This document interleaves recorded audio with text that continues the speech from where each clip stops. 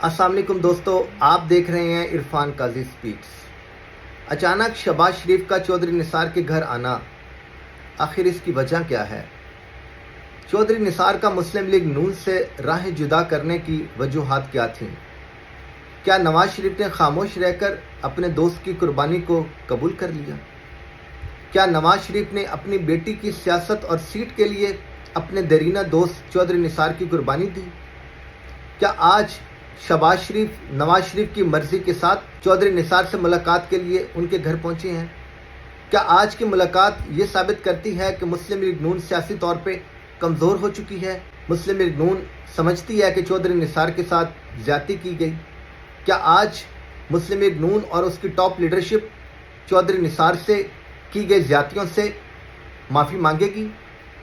मैं और आप देखते हैं आगे क्या होता है। दोस्तों, आप देख रहे हैं इरफान काजी स्पीक्स।